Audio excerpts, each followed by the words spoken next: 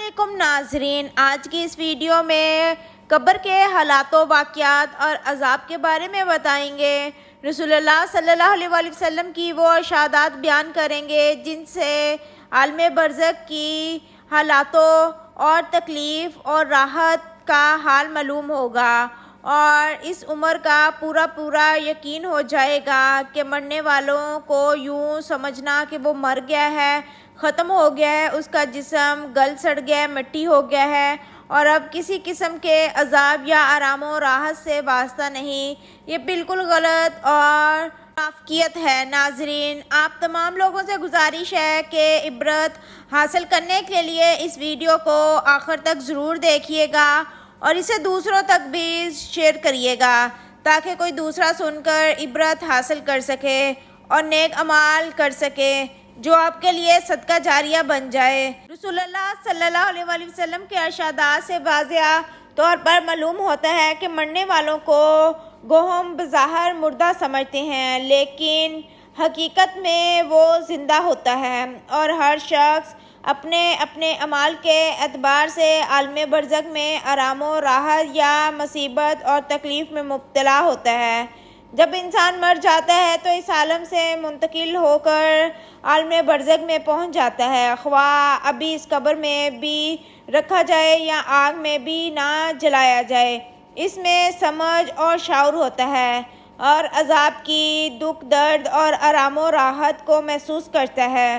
رسول اللہ صلی اللہ علیہ وآلہ وسلم نے فرمایا کہ جب لاش چارپائی وغیرہ پر رکھی جاتی ہے، اس کے بعد قبرستان لے جانے کے لیے لوگ اسے اٹھاتے ہیں۔ اگر وہ نیک تھا تو کہتا ہے کہ مجھے جلد لے چلو، اور اگر وہ نیک نہ تھا تو وہ گھر والوں سے کہتا ہے، ہائے میری بربادی، مجھے کہاں لے جاتے ہو؟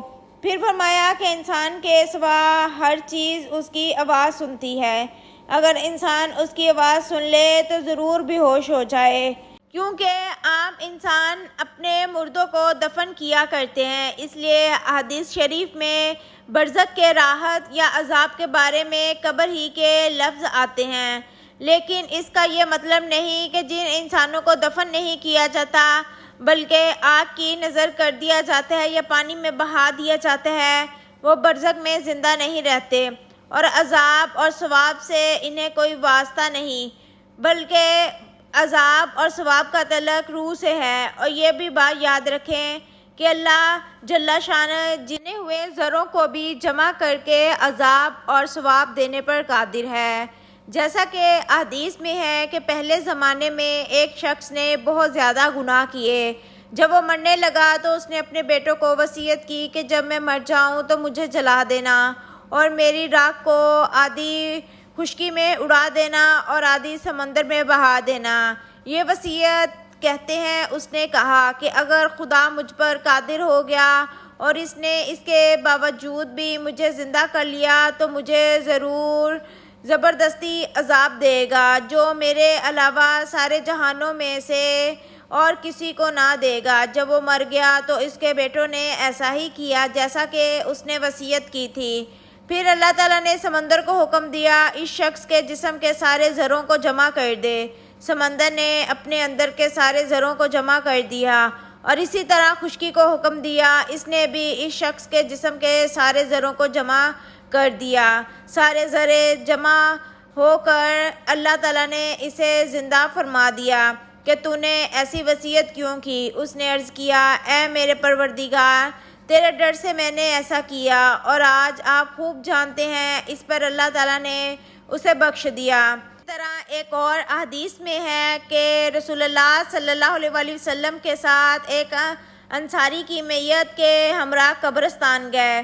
جب قبرستان تک پہنچے تو دیکھا کہ قبر کھودی جا رہی ہے اور قبر کی تیاری میں دیر ہے۔ اس وجہ سے نبی کریم صلی اللہ علیہ وآلہ وسلم بیٹھ گئے اور ہم بھی آپ کے آس پاس بیٹھ گئے، اتنے ساکت جیسے ہمارے سروں پر پرندے بیٹھے ہیں۔ رسول اللہ صلی اللہ علیہ وآلہ وسلم کے ہاتھ مبارک میں ایک لکڑی تھی جس سے وہ زمین کھرید رہے تھے جیسے کوئی غمگین کیا کرتا ہے۔ آپ نے سر مبارک اٹھا کر فرمایا کہ قبر کے عذاب سے پناہ مانگو۔ 2 یا 3 مرتبہ یہی فرمایا کہ جب مومن بندہ دنیا سے جانے اور آخرت کا رخ کرنے کو ہوتا ہے تو اس کی طرف آسمان سے فرشتے اترتے ہیں جن کے سفید چہرے سورج کی طرح روشن ہوتے ہیں۔ ان کے ساتھ جنتی کفن ہوتا ہے اور جنت کی خوشبو ہوتی ہے۔ یہ فرشتے اس قدر ہوتے ہیں کہ جہاں اس کی نظر پہنچے وہاں تک بیٹھ جاتے ہیں، پھر ملک الموت تشریف لاتے ہیں، حتیٰ کہ اس کے سر کے پاس بیٹھ جاتے ہیں اور فرماتے ہیں، اے پاکیزہ روح، اللہ کی مغفرت اور اس کی رضا مندی کی طرف نکل کر چل۔ چنانچہ اس کی روح اس طرح سہولت سے نکل جاتی ہے جیسے مشکیزے میں سے قطرہ بہتا ہوا باہر آ جاتا ہے۔ پس ملک الموت اپنے ہاتھ میں لے لیتے ہیں۔ ان کے ہاتھ میں لیتے ہی دوسرے فرشتے جو پھر بھی ان کے ہاتھ سے نہیں چھوٹتے حتیٰ کہ اسے لے کر جنتی کفن اور جنتی خوشبو میں رکھ کر آسمان کی طرف چلے جاتے ہیں۔ اس خوشبو کے متعلق ارشاد فرمایا کہ زمین پر سے عمدہ خوشبو مشکی ہو سکتی ہے، اس جیسی وہ خوشبو ہوتی ہے۔ پھر فرمایا کہ اس روح کو لے کر فرشتے آسمان کی طرف چلنے لگتے ہیں اور فرشتوں کی اس جماعت پر بھی ان کا گزر ہوتا ہے۔ وہ کہتے ہیں، یہ کون پاکیزہ روح ہے؟ وہ اس کا اچھے سے نام لے کر جواب دیتے ہیں جس سے دنیا میں بلایا جاتا تھا کہ فلاں کا بیٹا ہے، فلاں ہے۔ اس طرح پہلے آسمان تک پہنچ جاتے ہیں اور آسمان کا دروازہ کھلواتے ہیں، چنانچہ دروازہ کھلوا دیا جاتا ہے اور وہ اس روح کو لے کر اوپر چلے جاتے ہیں۔ اس طرح ساتویں آسمان تک، ہر آسمان کے مقربین دوسرے آسمان تک اس سے رخصت کرتے ہیں۔ جب ساتویں آسمان تک پہنچ جاتے ہیں تو اللہ تعالیٰ فرماتے ہیں کہ میرے بندے کی کتاب علیین میں لکھ دو اور اسے زمین پر واپس لے جاؤ، کیونکہ میں نے انسان کو زمین ہی سے پیدا کیا ہے اور اس میں ان کو لٹا دوں گا اور اسی سے ان کو دوبارہ نکالوں گا۔ چنانچہ اس کی روح اس کے جسم میں واپس کر دی جاتی ہے۔ اس کے بعد اس کے پاس دو فرشتے آتے ہیں جو آ کر اسے بٹھاتے ہیں اور اس سے سوال جواب کرتے ہیں، تیرا رب کون ہے؟ وہ جواب دیتا ہے، میرا رب اللہ ہے۔ پھر اس سے پوچھتے ہیں کہ تیرا دین کیا ہے؟ وہ جواب دیتا ہے، میرا دین اسلام ہے۔ پھر اس سے پوچھتے ہیں کہ وہ کون صاحب ہیں جو تمہارے اندر بھیجے گئے ہیں؟ کہتا ہے کہ وہ اللہ کے رسول ہیں، رسول اللہ صلی اللہ علیہ وآلہ وسلم۔ پھر اس سے دریافت کرتے ہیں، تیرا عمل کیا ہے؟ وہ کہتے ہیں، میں نے اللہ کی کتاب پڑھی سو اس پر ایمان لایا اور اس کی تصدیق کی۔ اور اس کے بعد ایک منادی آسمان سے آواز آتی ہے جو اللہ کا منادی ہوتا ہے کہ میرے بندے نے سچ کہا، سو اس کے لیے جنت کے بچھونے بچھا دیے جائیں اور جنتی کپڑے اسے پہنا دیے جائیں اور جنت کی طرف ایک دروازہ کھول دیا جاتا ہے جس کے ذریعے جنت کی خوشبودار ہوا آتی رہتی ہے۔ اس کی قبر اتنی کشادہ کر دی جاتی ہے جہاں تک اس کی نظر پہنچے اور اس کے پاس نہایت خوبصورت چہرے والا، بہترین لباس والا اور پاکیزہ خوشبو والا ایک شخص آ کر کہتا ہے کہ خوشی کی چیزوں کی بشارت سن لے، یہ تیرا وہ دن ہے جس کا تجھ سے وعدہ کیا جاتا تھا۔ وہ کہتا ہے کہ تم کون ہو؟ تمہارا چہرہ واقعی اس لائق ہے کہ اچھی خبر لائے۔ وہ کہتے ہیں، میں تیرا عمل صلاح ہوں۔ اس کے بعد وہ خوشی میں آ جاتا ہے اور کہتا ہے، اے رب قیامت قائم فرما، اے رب قیامت قائم فرما کہ میں آپ کی نام کردہ نعمتوں میں پہنچ جاؤں۔ اور جب کافر بندہ دنیا سے جانے لگے تو آخرت کا رخ کرنے کو ہوتا ہے تو سیاہ چہرے والے فرشتے آسمان سے اس کے پاس آتے ہیں جن کے ساتھ ٹاٹ ہوتے ہیں اور اس کے پاس اتنی دور تک بیٹھ جاتے ہیں جہاں تک اس کی نظر پہنچتی ہے۔ پھر ملک الموت تشریف لاتے ہیں حتیٰ کہ اس کے سر کے پاس بیٹھ جاتے ہیں۔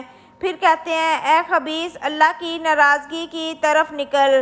ملک الموت کا یہ فرمان سن کر روح اس کے جسم سے ادھر ادھر بھاگتی پھرتی ہے، لہٰذا ملک الموت اس کی روح کو جسم سے اس طرح نکال لیتے ہیں جیسے بوٹیاں بھوننے کی سیخ بھیگے ہوئے اون سے صاف کی جاتی ہے، یعنی کافر کی روح کو جسم سے زبردستی اس طرح نکالتے ہیں جیسے بھیگا ہوا اون کانٹے دار سیخ پر لٹکا ہوا ہو اور اس کو زور سے کھینچا جائے۔ پھر اس کی روح ملک الموت اپنے ہاتھ میں لے لیتے ہیں اور ان کے ہاتھ میں لیتے ہی دوسرے فرشتے ان کو فوراً झपट लेते ہیں، پل جھپکنے کے برابر بھی ان کے پاس نہیں چھوڑتے، حتیٰ کہ فوراً ان سے لے کر اس کو ٹاٹوں میں لپیٹ دیتے ہیں جو ان کے پاس ہوتے ہیں، اور ان ٹاٹوں میں سے ایسی بدبو آتی ہے جیسی کبھی کسی بدترین سڑے ہوئے مردہ لاش سے بدبو آتی ہے۔ وہ فرشتے لے کر آسمان کی طرف چلے جاتے ہیں اور فرشتوں کی جس جماعت پر بھی پہنچتے ہیں وہ کہتے ہیں کہ یہ کون خبیث روح ہے۔ وہ اس کا برے سے برا نام لے کر کہتے ہیں جس سے وہ دنیا میں بلایا جاتا تھا کہ فلاں کا بیٹا فلاں ہے، حتیٰ کہ وہ اسے لے کر پہلے آسمان تک پہنچتے ہیں، دروازہ کھلوانا چاہتے ہیں مگر اس کے لیے دروازہ نہیں کھولا جاتا، جیسا کہ اللہ نے فرمایا ان کے لیے آسمان کے دروازے نہ کھولے جائیں گے اور نہ وہ کبھی جنت میں داخل ہوں گے جب تک اونٹ سوئی کے ناک میں نہ چلا جائے۔ اونٹ سوئی کے ناک میں جا نہیں سکتا، لہٰذا وہ بھی جنت میں نہیں جا سکتے۔ پھر اللہ تعالیٰ فرماتے ہیں کہ اس کی کتاب سجین میں لکھ دو جو سب سے نیچے زمین میں ہے، چنانچہ اس کی روح سجین کی طرف وہیں سے پھینک دی جاتی ہے، جس کا ترجمہ ہے اور جو شخص اللہ کے ساتھ شرک کرتا ہے گویا وہ آسمان سے گر پڑا، پھر درندوں نے اس کی بوٹیاں نوچ لی یا اس کو ہوا لے دور دراز جگہ پر لے جا کر پھینک دیا، پھر اس کی روح اس کے جسم میں لوٹا دی جاتی ہے اور اس کے پاس دو فرشتے آتے ہیں اور اسے بٹھا کر پوچھتے ہیں تیرا رب کون ہے؟ وہ کہتا ہے ہائے ہائے مجھے نہیں معلوم۔ پھر اسے دریافت کر دیا جاتا ہے کہ تیرا دین کیا ہے؟ وہ کہتا ہے ہائے مجھے نہیں پتا۔ پھر اس سے دریافت کرتے ہیں کہ یہ شخص کون ہے جو تمہارے اندر بھیجے گئے؟ وہ کہتے ہیں ہائے ہائے مجھے کچھ پتہ نہیں۔ جب یہ سوال و جواب ہو چکے ہوتے ہیں تو آسمان سے ایک منادی آواز دیتا ہے کہ اس نے جھوٹ کہا، اس کے نیچے آگ بھیجا دو، اس کے لیے دوزخ کا دروازہ کھول دو۔ چنانچہ دروازہ کھول دیا جاتا ہے، دوزخ کی تپش اور سخت گرمی لو آتی رہتی ہے اور قبر اس پر تنگ کر دی جاتی ہے، حتیٰ کہ اس کی پسلیاں بھیج کر آپس میں ادھر کی ادھر ہو جاتی ہیں، اور اس کے پاس ایک شخص آتا ہے جو بدصورت اور خراب کپڑے پہنے ہوئے، جس کے جسم سے بہت بدبو آتی ہے۔ وہ شخص اس سے کہتا ہے کہ مصیبت کی خبر سن لے، یہ وہ دن ہے جس کا تجھ سے وعدہ کیا گیا ہے۔ وہ کہتا ہے تو کون ہے؟ واقعی تیری صورت اس لائق ہے کہ تو بری خبر سنائے۔ وہ کہتا ہے کہ میں تیرا برا عمل ہوں اور آگے تیرے اوپر ایسا عذاب ہونے والا ہے کہ سن کر وہ اسے دور سے کہ قیامت میں یہاں سے زیادہ عذاب میں گرفتار ہوگا۔ پھر یوں کہتا ہے کہ اے رب قیامت نہ قائم کرنا، قبر میں مومن کا بے خوف ہونا اور اس کے سامنے جنت میں پیش ہونا۔ حضرت ابو ہریرہ رضی اللہ تعالیٰ عنہ نے فرمایا کہ رسول کریم صلی اللہ علیہ وآلہ وسلم نے ارشاد فرمایا کہ بنا شب مردہ اپنی قبر میں پہنچ کر بے خوف با اطمینان بیٹھا ہے۔ پھر اس سے سوال کیا جاتا ہے کہ تو دنیا میں کس مذہب پر تھا؟ تو وہ جواب دیتا ہے میں اسلام پر تھا۔ پھر اس سے سوال ہوتا ہے کہ تیرے عقیدے میں یہ کون ہے جو تمہاری طرف بھیجے گئے؟ وہ جواب دیتا ہے کہ وہ محمد رسول اللہ صلی اللہ علیہ وآلہ وسلم ہے جو ہمارے پاس اللہ کے پاس سے کھلے کھلے معجزے لے کر آئے، سو ہم نے ان کی تصدیق کی۔ پھر اس سے پوچھا جاتا ہے کیا تو نے اللہ کو دیکھا ہے؟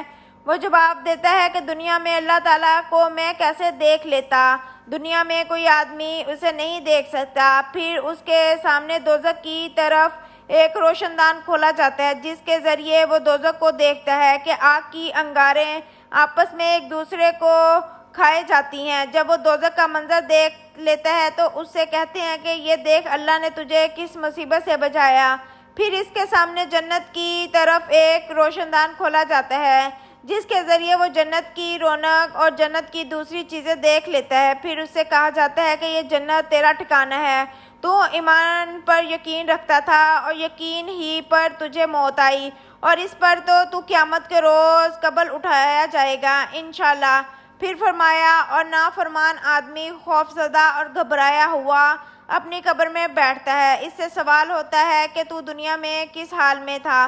وہ جواب دیتا ہے مجھے نہیں پتا۔ پھر اس سے حضور کریم صلی اللہ علیہ وآلہ وسلم کے متعلق سوال ہوتا ہے کہ تیرے عقیدے میں یہ کون ہے جو تمہاری طرف بھیجے گئے؟ وہ کہتے ہیں اس بارے میں بھی وہی کہوں گا جو اور لوگوں نے کہا۔ پھر اس کے سامنے جنت کی طرف ایک روشن دان کھولا جاتا ہے جس کے ذریعے اس کی رونق اور اس کے اندر کی دوسری چیزیں دیکھ لیتا ہے۔ پھر اس سے کہا جاتا ہے دیکھ تو نے خدا کی نافرمانی کی، خدا نے تجھے کس نعمت سے محروم رکھا۔ پھر اس کے سامنے دوزخ کی طرف روشندان کھولا جاتا ہے جس کے ذریعے وہ دوزخ کو دیکھ لیتا ہے کہ آگ کے انگارے ایک دوسرے کو کھا جاتے ہیں۔ پھر اسے کہا جاتا ہے کہ یہ تیرا ٹھکانہ ہے، تو شک ہی پر زندہ رہا اور شک ہی پر تجھے موت آئی، اور انشاءاللہ قیامت کو بھی تو اسی شک پر اٹھایا جائے گا۔ پھر ابو ہریرہ رضی اللہ تعالیٰ عنہ نے فرمایا کہ رسول کریم صلی اللہ علیہ وآلہ وسلم نے ارشاد فرمایا کہ جب میت کو قبر میں رکھ دیا جاتا ہے تو اس کے پاس دو فرشتے آتے ہیں جن کا رنگ کالا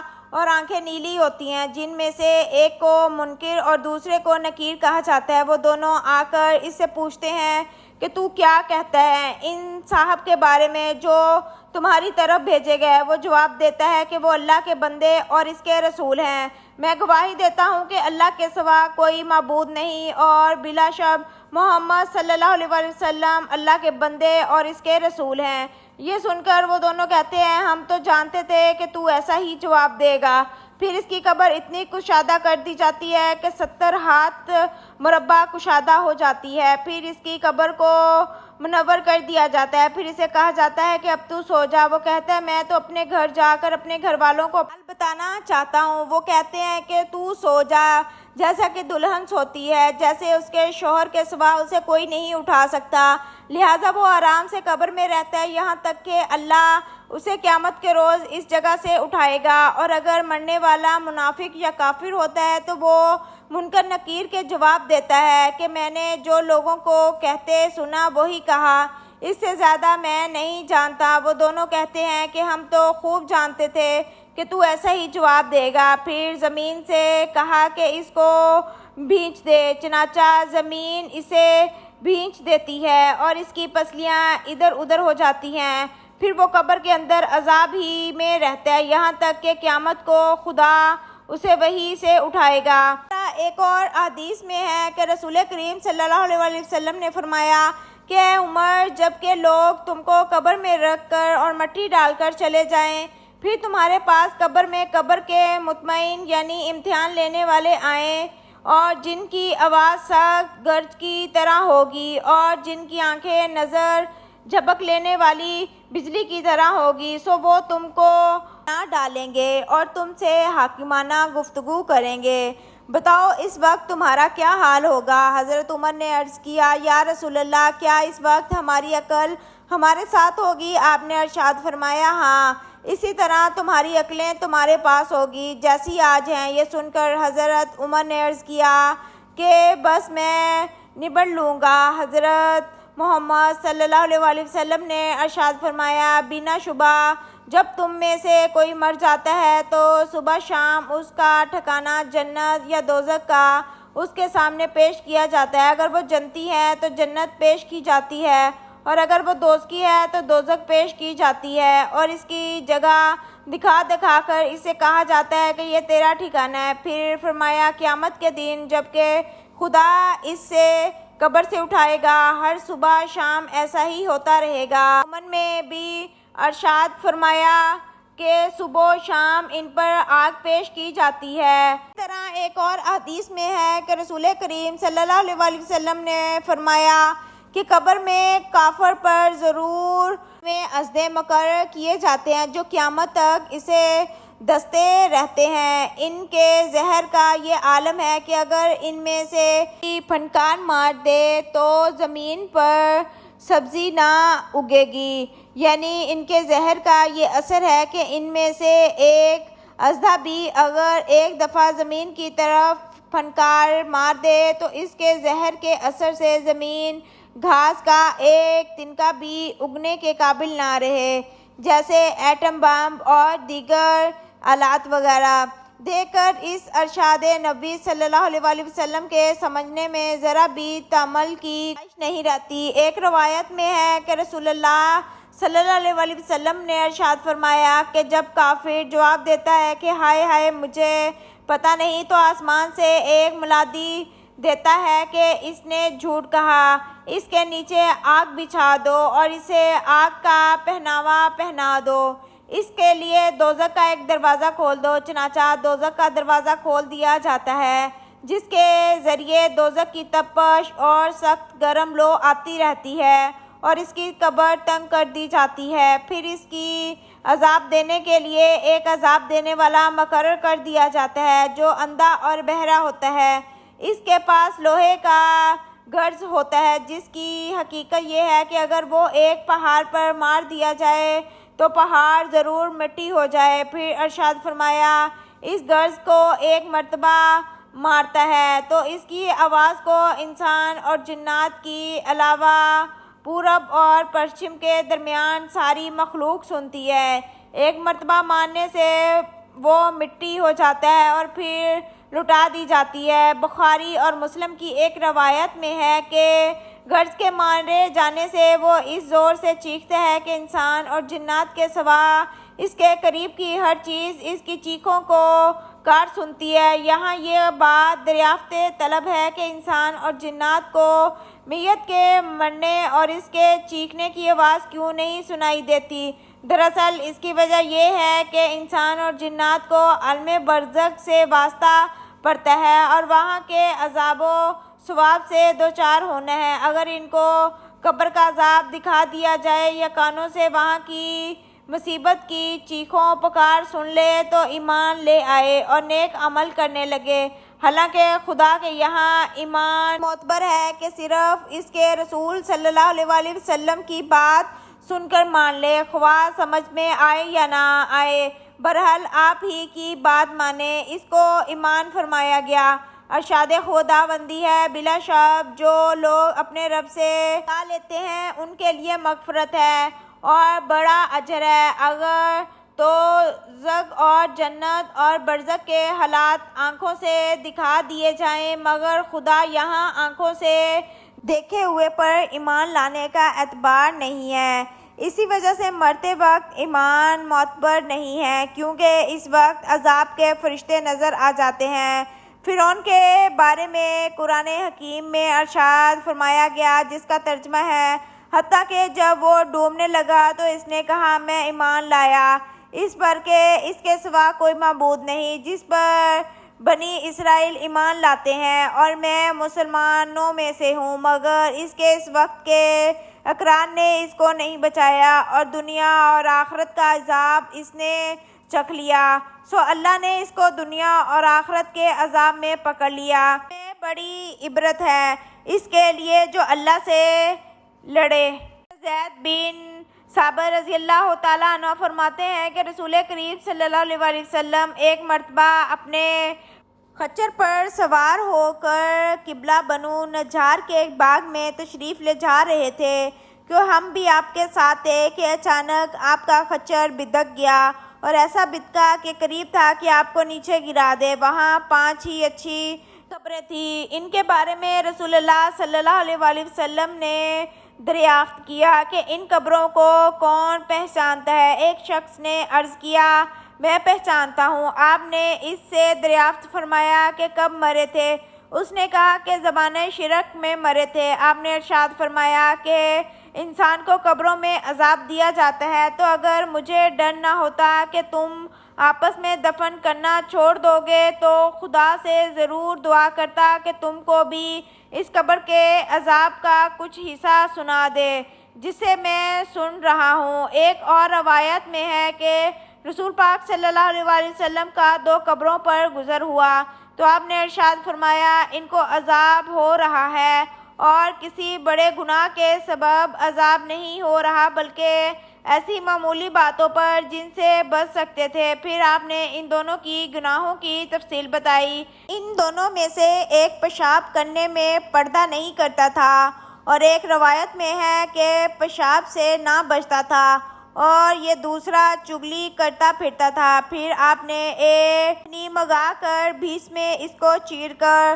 آدھی اس قبر پر لگا دی اور آدھی دوسری قبر پر۔ صحابہ نے عرض کیا، یا رسول اللہ، آپ نے ایسا کیوں کیا؟ آپ نے ارشاد فرمایا کہ شاید ان دونوں کا عذاب ان کی سونگھنے تک ہلکا کر دیا جائے، یعنی ان کی تسبیح کی برکت سے۔ مخالف شریف میں ایک طویل روایت ہے جس میں اللہ صلی اللہ علیہ وسلم کا ایک خواب روایت کیا گیا ہے جس میں عالم برزخ کے خاص آپ نے فرمایا، میں نے آج رات خواب دیکھا ہے کہ دو شخص میرے پاس آئے اور میرا ہاتھ پکڑ کر مجھ کو ایک مقدس زمین کی طرف لے چلے دیکھا ہوا کہ ایک شخص بیٹھا ہوا ہے اور دوسرا کھڑا ہے اور اس کے ہاتھ میں لوہے کا زنبور ہے، اسے بیٹھے ہوئے کے کلے کو چیر رہا ہے یہاں تک کہ گدی تک جا پہنچا، پھر دوسرے کلے کے ساتھ پھر یہی معاملہ کرتا ہے اور وہ کلہ اس کا درست ہو جاتا ہے، پھر وہ اس پہلے کے ساتھ ایسا ہی کرتا ہے۔ میں نے پوچھا یہ کیا بات ہے؟ وہ دونوں شخص بولے آگے چلو، ہم آگے چلے، یہاں سے ایک شخص پر گزر ہوا جو لیٹا ہوا ہے اور اس کے سر پر ایک شخص بھاری پتھر لیے کھڑا ہے، اس سے اس کا نہایت زور سے پھوڑتا ہے سر، جب وہ پتھر اس کے سر پر دے مارتا ہے پتھر لڑک کر دور چلا گرتا ہے، جب وہ اس کو اٹھانے کے لیے جاتا ہے تو ابھی تک اس کے پاس آنے نہیں پاتا کہ اس کا سر اچھا خاصا جیسا تھا ویسا ہی ہو جاتا ہے، پھر اس کو اسی طرح پھوڑتا ہے۔ میں نے پوچھا یہ کیا ہے؟ وہ دونوں بولے آگے چلو، یہاں تک کہ ہم ایک غار پر پہنچے، مسئلہ تنوع کا تھا، نیچے سے فرا اور اوپر سے تن، اس میں آگ جل رہی تھی اور اس میں بہت سے ننگے مرد اور عورتیں پڑے ہوئے تھے، جب وہ آگ اوپر کو اڑتی ہے اس کے ساتھ وہ بھی اوپر کو اڑتے ہیں یہاں تک کہ قریب نکلنے کے ہو جاتے ہیں۔ میں نے پوچھا یہ کیا ہے؟ وہ دونوں بولے کہ آگے چلو، ہم آگے چلے یہاں تک کہ خون کی نہر پر پہنچے، اس کے بیچ میں ایک شخص کھڑا ہوا تھا اور نہر کے کنارے پر ایک شخص کھڑا ہے اور اس کے سامنے بہت سے پتھر پڑے ہیں، وہ نہر کے اندر والا شخص نہر کے کنارے پر آتا ہے، جس وقت وہ نکلنا چاہتا ہے کنارے والا شخص اس کے منہ پر پتھر اس زور سے مارتا ہے کہ وہ پھر اپنی اصلی جگہ پر پہنچ جاتا ہے، پھر جب بھی وہ کنارے کی طرف آنا چاہتا ہے اسی طرح مار کر ہٹا دیا جاتا ہے۔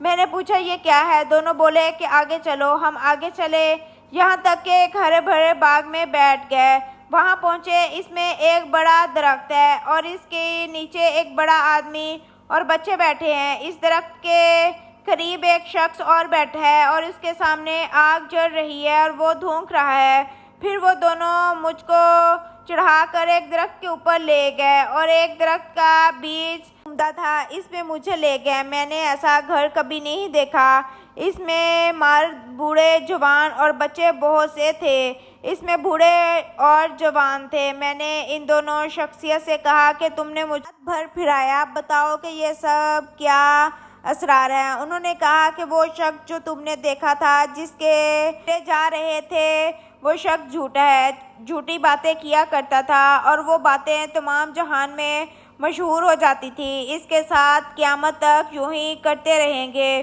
اور جس کا سر پھوڑتے ہوئے دیکھا وہ شخص ہے کہ اللہ تعالیٰ نے اس کو علم قرآن دیا، رات کو اس سے غافل ہو کر سویا رہا اور دن کو اس پر عمل نہ کیا، قیامت تک اس کے ساتھ یہی معاملہ ہوگا، اور جن کو تم نے آگ کے غار میں دیکھا تھا وہ سود کھانے والا ہے، اور درخت کے نیچے بوڑھے شخص تھے وہ حضرت ابراہیم علیہ السلام تھے، اور ان کے ارد گرد جو بچے تھے وہ لوگوں کی نابالغ اولاد، اور جو آگ دھونک رہا تھا وہ داروغہ دوزخ تھا، اور پہلا گھر جس میں آپ داخل ہوئے وہ عام مسلمان کا ہے اور یہ دوسرا گھر شہیدوں کا ہے، اور میں جبرائیل ہوں اور یہ میکائیل ہے۔ پھر بولے سر اوپر اٹھاؤ، میں سر اوپر اٹھایا تو میرے اوپر ایک سفید بادل نظر آیا، بولے کہ یہ تمہارا گھر ہے، میں نے کہا کہ مجھ کو چھوڑ دو، میں اپنے گھر میں داخل ہوں،